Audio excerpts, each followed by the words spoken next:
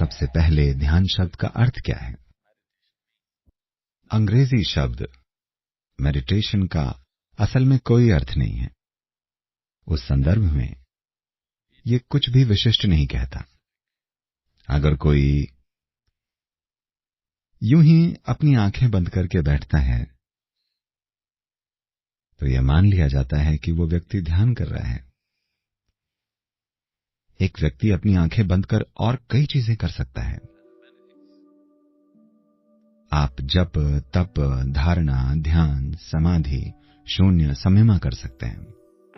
Or you might have just mastered the art of sleeping in vertical postures. या शायद आपने सीधे बैठकर सोने की कला पर महारत हासिल कर ली हो।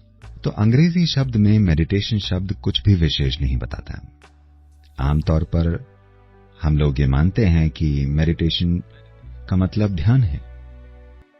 तमिलनाडु में ये ध्यानम है। अगर आप थोड़ा उत्तर की ओर जाते हैं तो ये ध्याना है। अगर आप और ऊपर उत्तर की तरफ जाएं तो ये ध्यान है। अगर आप और ऊपर जाते हैं तो ये चांद बन जाता है। अगर आप थोड़ा और पूर्व की ओर जाते हैं तो ये ज़ेन बन जाता है। वही चीज। तो What is this dimension that we are trying to describe with this word meditation? हम इस ध्यान शब्द के साथ क्या बताने की कोशिश कर रहे हैं? एक मूलभूत चीज जिसे हमें समझने की जरूरत है वो ये है कि आप ध्यान नहीं कर सकते, क्योंकि ध्यान एक गुण है। कोई गुण एक निश्चित प्रक्रिया का परिणाम होता है।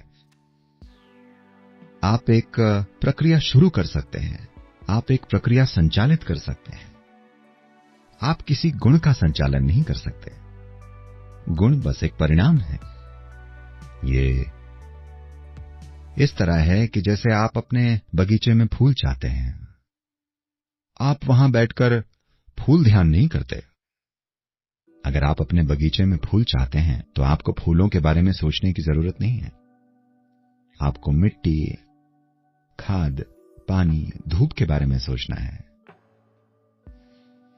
If you conduct this process of these ingredients properly, अगर आप इन प्रक्रियाओं का संचालन ठीक से करते हैं तो फूल और फल एक परिणाम होंगे। लेकिन आज दुनिया बहुत लक्ष्य उन्मुखी हो गई है। क्योंकि लोग इतने लक्ष्य उन्मुखी हैं, इसलिए मिट्टी में उनकी रुचि नहीं है। definitely not interested in the manure and all the other things.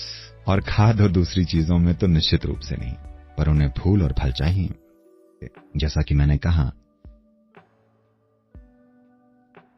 आप ध्यान नहीं कर सकते, पर आप ध्यानशील हो सकते हैं, क्योंकि ये एक गुण है।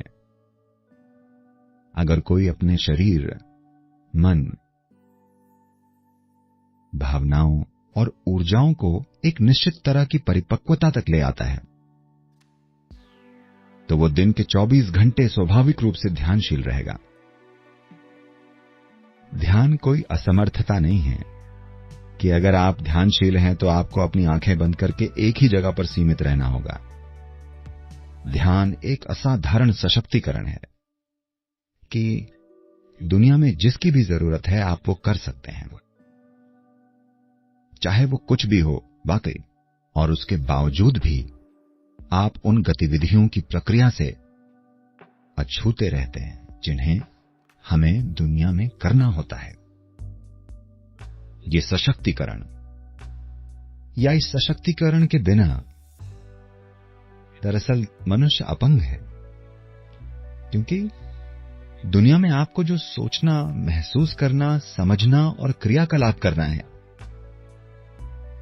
अगर ये सब आपको इतने बड़े तरीके से रगड़ने वाला है तो स्वाभाविक रूप से आप उसे करने में झिझकेंगे ही। स्वाभाविक रूप से आप उन चीजों को करने से बचेंगे जिन्हें किए जाने की जरूरत है।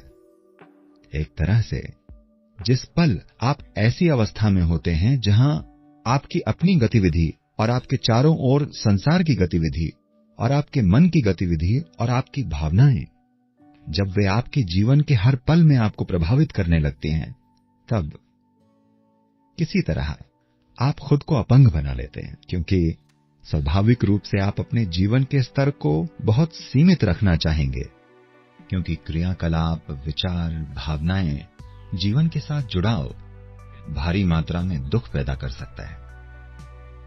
एक बार जब जाने अनजाने में दुख का भय होगा, तब आप जीवन के दायरे और संभावनाओं को सीमित कर देंगे। ध्यान का अर्थ बस यही है। अगर आप इसे बहुत ही सरल तरीके से समझें, अगर आप यहां बैठें, आपका शरीर यहां है, आपका मन यहां है, आप जो हैं वो भौतिक शरीर और मानसिक ढेर के इन दो आयामों से थोड़ा दूर है। शरीर और मन के ये दो ढेर, अगर आपके और इनके बीच थोड़ा फासला आ जाता है, यही दुखों का अंत है और यही ध्यानशीलता है।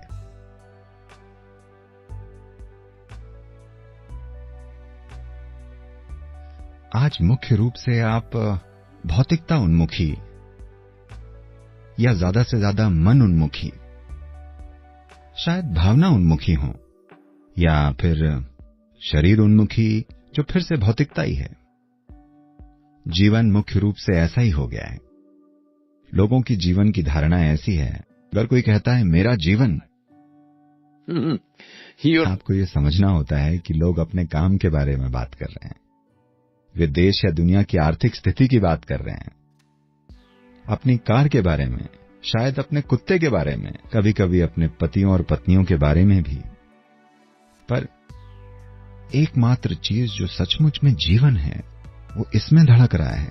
ये जीवन है। बाकी सब हमारे द्वारा बनाई गई व्यवस्थाएं हैं, इस उम्मीद में कि ये व्यवस्थाएं हमारे जीवन को ऊंचा उठाएंगी, चाहे वो शिक्षा हो, पेशा हो, रिश्ते, शादी, बच्चे, संपत्ति, कुछ भी हो। एक के बाद एक इतनी सारी चीजें सिर्फ इस उम्मीद में कि ये हमारे जीवन को ऊंचा उठाएंगे। जैसा कि आप जानते हैं, ज्यादातर लोग अपने जीवन को ऊंचा उठाने के बजाय मोटे तौर पर इन चीजों के साथ उलझ गए हैं। सहायक चीजें जीवन प्रक्रिया से बड़ी बन गई हैं। खैर, मुझे लगता है in a very cruel way, the virus is bringing focus on the life. बहुत ही निर्मम तरीके से वायरस जीवन में फोकस ला रहा है। आपको अचानक समझ आ गया है कि आपका महंगा घर एक कैद खाना बन गया है। आपकी महंगी कार कबाड़ जितनी ही अच्छी है, क्योंकि आप उसे चला नहीं सकते, कम से कम कुछ समय के लिए। और इस समय दुनिया ऐसी स्थिति में है जहां हमें नहीं पता कि सड़क पर फिर से निकलने के लिए और अपने वाहन में थोड़ा सैर सपाटा करने के लिए कितना समय लगेगा। आप ये नहीं जानते। इसलिए अब स्वाभाविक रूप से दुनिया भर में बहुत सारे लोग पूछ रहे हैं कि वे ध्यान कैसे करें।